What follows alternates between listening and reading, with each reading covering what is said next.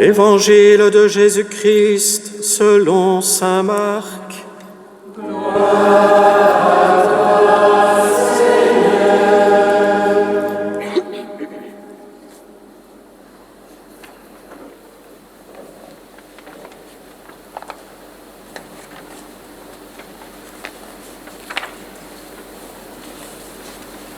En ce temps-là, Jésus traversait la Galilée avec ses disciples et il ne voulait pas qu'on le sache, car il enseignait ses disciples en leur disant « Le Fils de l'homme est livré aux mains des hommes, ils le tueront, et 3 jours après sa mort, il ressuscitera. »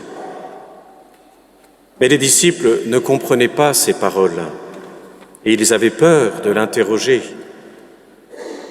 Ils arrivèrent à Capharnaüm et une fois à la maison, Jésus leur demanda « De quoi discutiez-vous en chemin ?» Ils se taisaient, car en chemin, ils avaient discuté entre eux pour savoir qui était le plus grand. S'étant assis, Jésus appela les 12 et leur dit « Si quelqu'un veut être le premier, qu'il soit le dernier de tous et le serviteur de tous. » Prenant alors un enfant, il le plaça au milieu d'eux, l'embrassa et leur dit « Quiconque accueille en mon nom un enfant comme celui-ci, c'est moi qui l'accueille. Et celui qui m'accueille, ce n'est pas moi qui l'accueille, mais celui qui m'a envoyé. » Acclamons la parole de Dieu.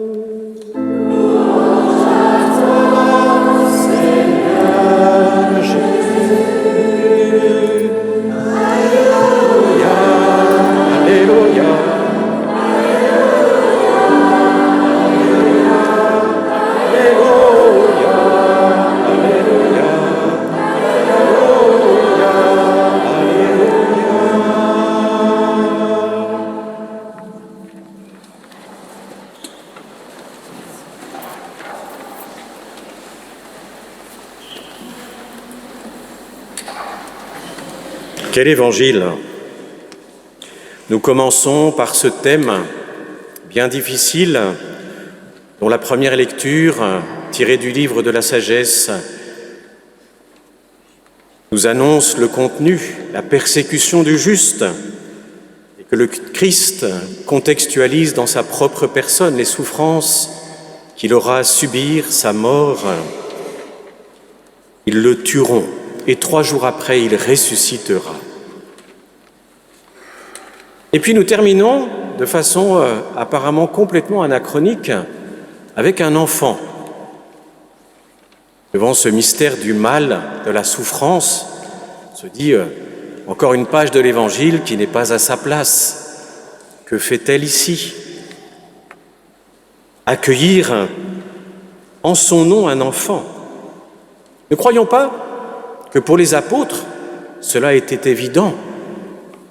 L'enfant n'était considéré qu'à partir de l'âge de 12 ans en Israël, le moment où il professait sa foi, et donc par conséquent, il était capable d'intervenir, de faire partie de la communauté des croyants adultes.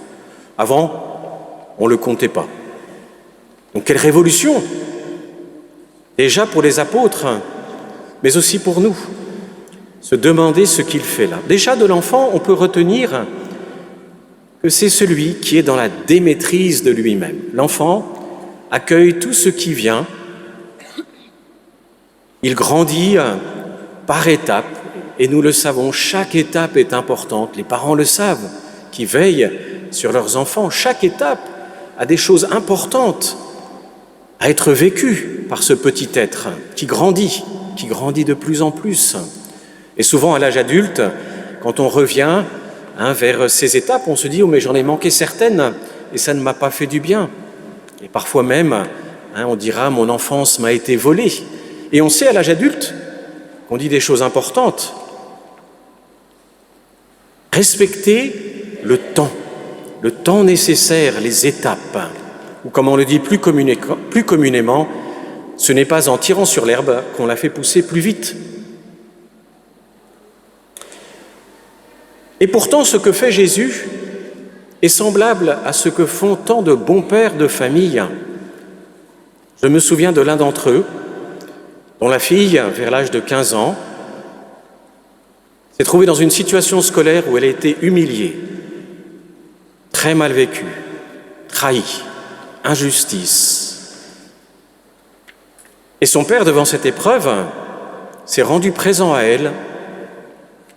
Et puis, en réfléchissant comment l'accompagner, comment l'aider dans ce moment, s'est dit, mais peut-être que c'est le moment d'aider ma fille à faire face à la vie. Et donc, il lui a dit, tu sais, ma fille, c'est aussi comme ça la vie. Et la vie, c'est aussi d'avoir des gens devant soi qui ne te voudront pas du bien, qui seront dans l'injustice, qui vont chercher à t'écraser. Toi, sois forte, relève-toi. Et donc il l'a aidée, il l'a accompagnée pour que ce moment de souffrance forte qui aurait pu la rétrécir, l'amoindrir, la mettre dans l'insécurité, lui faire perdre confiance en elle, la déstabilise, devienne au contraire une opportunité, l'opportunité de faire face à la souffrance bien accompagnée, avec ses parents, avec sa sœur aînée, pour l'aider, au contraire, à transformer cette souffrance en une opportunité. En fait, le mystère de la croix, dans nos vies, c'est exactement cela.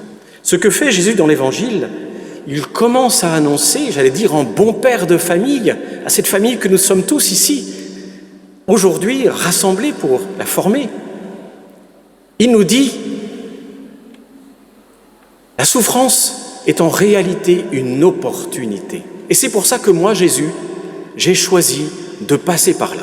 Parce qu'il y a un langage que tu ne peux pas comprendre, que tu n'arrives pas à comprendre et que tu auras toujours beaucoup de mal à comprendre. Et du reste, l'Évangile d'aujourd'hui nous rassure, puisque d'abord, les apôtres ne comprennent pas ce qu'il dit, ensuite ils ont peur de l'interroger, et puis finalement, qu'est-ce qu'ils ont fait pendant tout le chemin? Ils ont parlé pour savoir qui c'était le meilleur, qui c'était le plus grand. Waouh, le premier des apôtres, le plus beau. Donc quand Jésus leur dit « De quoi discutiez-vous en chemin ?» Ils sont penauds. Ils se taisaient, nous dit l'Évangile.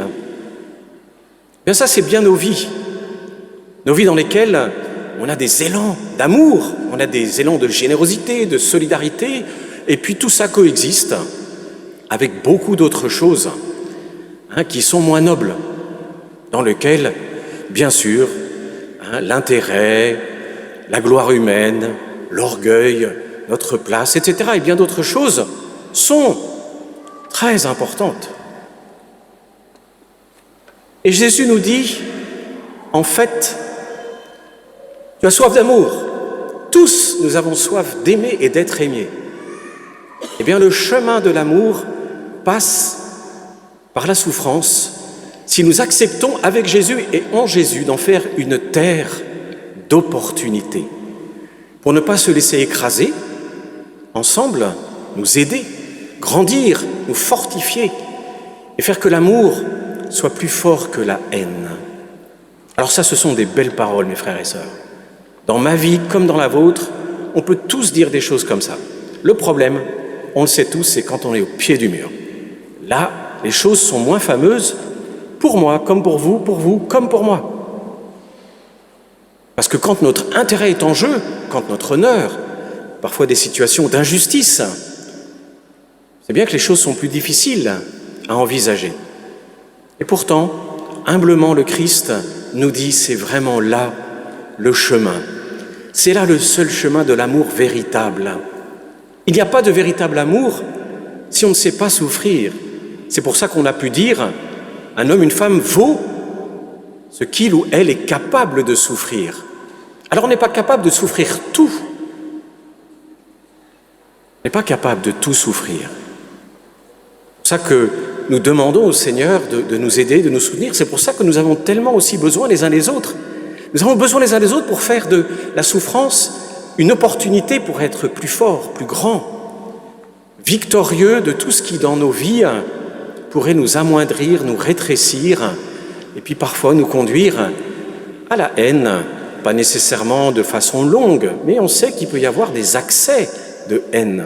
Si on est honnête avec soi-même, un tant soit peu, si on ne veut pas trop tricher avec tout ce qui se passe au fond de nous-mêmes, je parle pour moi, comme pour vous, on sait très bien que tout ça, ça existe en nous. Et que la colère peut être une colère noire, dans laquelle on truciderait son prochain en long, en large et en travers, tranquillement. Que faire ? Bien, c'est ça le chemin de l'Eucharistie. Quand nous venons nous plonger dans le cœur du Christ, nous venons plonger dans une source d'amour, mais un amour fort, un amour qui a conquis la souffrance, qui a conquis la mort, qui a conquis l'humiliation.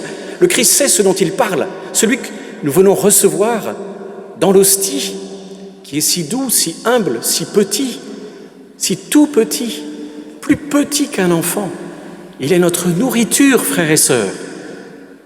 Eh bien, celui-là nous dit, avec moi, tu peux. C'est l'histoire d'une vie, bien sûr. Ce n'est pas l'histoire du jour au lendemain. Pour moi comme pour vous comme pour moi, c'est l'histoire de toute notre vie. C'est là qu'il faut savoir accepter de respecter les temps, comme un enfant, les étapes, comme un enfant. N'allons pas trop vite. Je ne suis pas capable de porter toutes les souffrances qui me tombent dessus. Il y en a certaines qui m'ont marqué au fer rouge pour le restant de mon existence, et aujourd'hui encore. Et de certaines, je ne me suis toujours pas relevé. Et il en est de même pour vous, et peut-être beaucoup plus profondément que ce que j'ai pu traverser. Tous, nous avons un chemin, et le Seigneur nous dit, mais fais-moi confiance, étape par étape, tranquillement, avec moi. L'importance de la prière, de ce cœur à cœur, de l'adoration eucharistique. Nous avons la chance d'avoir un sanctuaire, de la miséricorde, mais aussi l'adoration perpétuelle, où nous pouvons venir nous ressourcer dans le sacrement de la pénitence pour être renouvelés dans tous ces combats que nous avons et où nous savons bien que les uns comme les autres, nous avons aussi des travers et nous prenons parfois de mauvais chemins, de mauvaises habitudes. Puis nous avons l'adoration eucharistique pour nous ancrer dans la prière, ce cœur à cœur, pour être forts en Christ. Et cela va donner une autre profondeur à notre vie chrétienne. On perd un peu nos apparences, parce que, mais oui, il s'agit bien de dire que nous ne sommes pas meilleurs les uns que les autres. Je ne suis pas meilleur que vous, frères et sœurs, pas parce que je suis religieux ou prêtre. Avec vous, ensemble, nous sommes frères et sœurs en chemin. Vous peinez, je peine. Vous tombez, je tombe. Mais ensemble, nous marchons à l'école de Jésus. Ensemble, nous apprenons à être comme cet enfant de Dieu qui accepte avec le Seigneur, dans le Seigneur, les étapes. Et dans ces étapes, Saint Jacques ne nous ménage pas. Alors l'épître de Saint Jacques, en général, ne nous ménage jamais. Du début jusqu'à la fin, Saint Jacques est très, très concret et il nous invite sans cesse à regarder bien en face tout ce qui se passe, voyez, puis qu'en général, on tait. C'est pas beau de dire que dans les églises, dans nos églises, dans notre église, eh bien, il n'y a pas que la sagesse qui se veut pacifique, bienveillante, conciliante, pleine de miséricorde et féconde, sans parti pris et sans hypocrisie. Il y a au contraire aussi plein de convoitises. Et si vous n'obtenez rien, alors vous tuez, vous êtes jaloux, vous n'arrivez pas à vos fins, vous entrez en conflit, vous faites la guerre. C'est pas beau de se dire qu'à Saint-Cléophas, on a ça. Et en fait, c'est plus vrai. Reconnaître dans ma vie, dans notre vie, dans notre communauté, reconnaître cette réalité. Parce que c'est comme ça que nous apprenons à être, oui, frères et sœurs, des enfants de Dieu.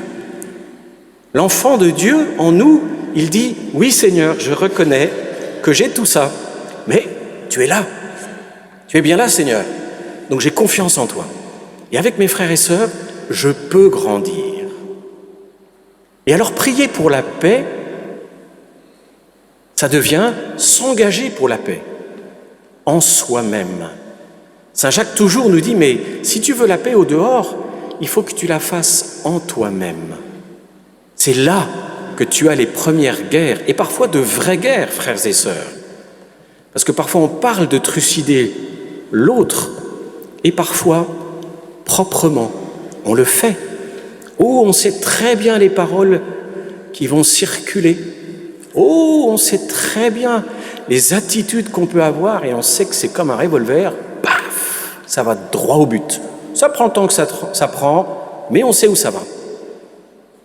Et nous devons apprendre à nous convertir Et c'est tellement important, parce que c'est à genoux que l'on prie pour la paix.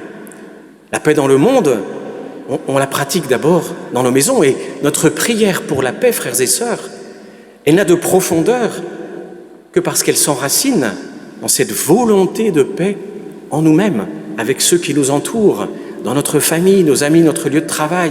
Et on sait que c'est un combat, et je sais que pour certains ou certaines d'entre vous, notamment le milieu professionnel, peuvent être de lieux de durs combats, qui ne partent pas, qui parfois sont l'histoire de toute une vie professionnelle. Combien nous avons besoin de Jésus. Et alors, nous prierons pour la paix de façon plus profonde. Et nous comprendrons pourquoi aussi l'Église nous fait sans cesse prier pour la paix. Nous avons beaucoup de textes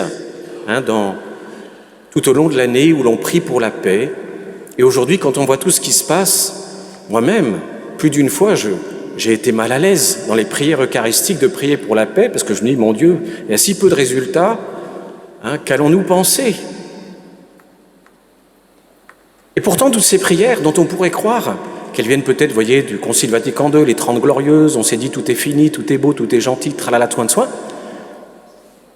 n'ont pas été écrites à ce moment-là. La plupart de ces prières pour la paix, frères et sœurs, viennent du 5e, 6e siècle et d'une période qui était plus troublée en France que ce que nous connaissons.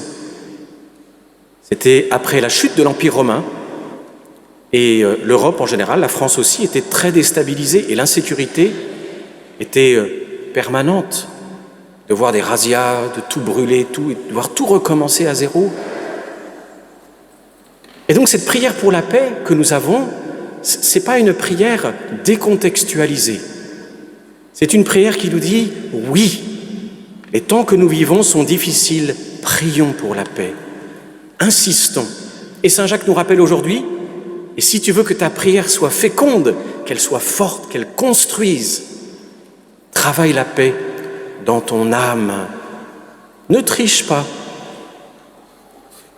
Et c'est en ce sens que nous avons à devenir ce petit enfant. Cet enfant de Dieu qui va accepter ce mystère de la croix que tous, vous comme moi, nous avons tendance à fuir. Eh bien, le meilleur antidote, c'est de commencer par se le dire. Franchement, oui, je cherche à fuir ce mystère de la croix et de la souffrance. L'honnêteté, c'est le début de tout ce chemin. Ne pas avoir peur de se le dire, de se le répéter, de dire que ça nous fait trembler, de dire qu'on n'a vraiment pas envie que ça nous arrive. Alors là, on peut commencer à cheminer et la grâce de Dieu nous aidera beaucoup plus profondément. Parce que nous viendrons dans une nouvelle humilité, une nouvelle ouverture. Comme un enfant de Dieu, les bras grands ouverts, on dira à notre Père du ciel, viens à mon aide, j'ai besoin de toi. Car si je ne redeviens pas comme ce petit enfant qui reçoit tout de toi, qui s'appuie sur toi, qui te fait confiance et qui va puiser dans tes sacrements, la réconciliation, la prière, l'adoration du Saint-Sacrement, l'honnêteté fraternelle, la solidarité entre nous, eh bien je ne peux pas. Et là en fait, nous sommes tout simplement vrais. Nous sommes tout simplement vrais. Alors frères et sœurs, aidons-nous. Aidons-nous dans ces chemins de paix par une honnêteté profonde, reconnaissant que nous avons besoin du Christ. Cessons d'appeler la souffrance par de si mauvais noms, comme le fait le monde contemporain, de vouloir l'effacer de nos existences. On devient mièvre, on devient faible, fragile, presque prêt à casser. Apprenons à nous aider les uns les autres, frères et sœurs, au contraire, à cheminer et à faire de la souffrance une terre d'opportunité. Amen.